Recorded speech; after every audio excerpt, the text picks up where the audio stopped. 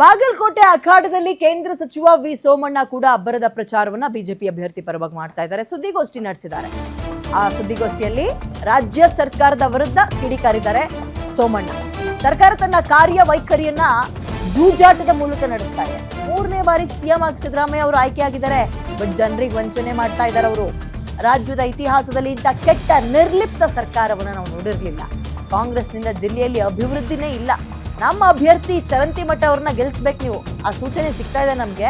ಸಿದ್ದರಾಮಯ್ಯನವರ ಮುಷ್ಟಿಯಿಂದ ಹೊರ ಬಂದು ಕೆಲಸ ಮಾಡಬೇಕು. ಸೂರ್ಯ ಚಂದ್ರ ಇರೋದೆಷ್ಟು ಸತ್ಯನೋ ಚರಂತಿಮಠ ಗೆಲ್ಲೋದು ಅಷ್ಟೇ ಸತ್ಯ.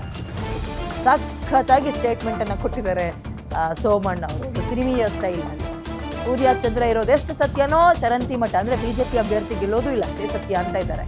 ವೀರಣ್ಣ ಚರಂತಿಮಠ ಗೆಲುವಿನ ಬಗ್ಗೆ ಅತಿ ವಿಶ್ವಾಸವನ್ನ ಸೋಮಣ್ಣ ಅವರು ವ್ಯಕ್ತಪಡಿಸಿದ್ದಾರೆ.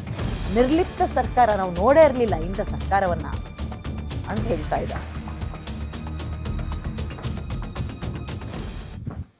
ಇನ್ನೊಂದು ಮುಖ ಈ 3 ವರ್ಷದಲ್ಲಿ ಯಾವ್ಯಾವ ರೀತಿ ತಲುಪಿದೆ ಅಂತಂದ್ರೆ ಅದು ಒಂದು ರೀತಿ ಅಸಹ್ಯ ಪಡ್ತಕ್ಕಂಥ ವ್ಯವಸ್ಥೆ ಆಗಿದೆ.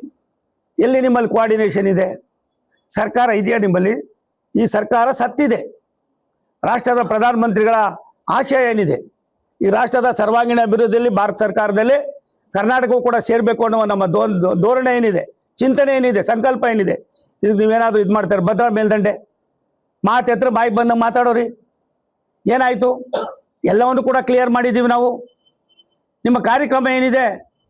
5,000 ಕೋಟಿ ಇದೆ, 10,000 ಕೋಟಿ, 10,000 ಕೋಟಿ ಇದೆ, 20,000 ಕೋಟಿ, 3 ವರ್ಷಕ್ಕೆ 22,000 ಕೋಟಿ ತೊಗೊಂಡೋಗಿದ್ದೀರಿ. ಅದೊಂದೇ ಅಲ್ಲ, ಎತ್ತಿನ ಹೊಳೆ ಬೇರೆ ಬೇರೆವು ಎಲ್ಲವೂ ಕೂಡ ಎಲ್ಲ ಒಂದು ಕಡೆ ಮೆಸ್ ಆಗಿ ಒಬ್ಬ ಮಂತ್ರಿ ಇನ್ನೊಬ್ಬ ಮಂತ್ರಿ ಜೊತೆಯಲ್ಲಿ ಕೋಆರ್ಡಿನೇಷನ್ ಇಲ್ಲದೆ ಅಧಿಕಾರಿಗಳ ಆಡಂಬರ, ಅಧಿಕಾರಿಗಳ ದರ್ಬಾರು, ಅಧಿಕಾರಿಗಳು ಯಾವ ರೀತಿ ಈ ಸರ್ಕಾರಕ್ಕೆ ವಂಚನೆ ಮಾಡ್ಬೋದು, ಸಾಮಾನ್ಯ ಜನರ ಹಣವನ್ನು ಲೂಟಿ ಮಾಡ್ಬೋದು ಅನ್ನೋದಕ್ಕೆ ಒಂದು ದೊಡ್ಡ ಉದಾಹರಣೆ ಆಗಿದೆ. ಇನ್ನೊಂದು ಮುಖ ಈ 3 ವರ್ಷದಲ್ಲಿ ಯಾವ್ಯಾವ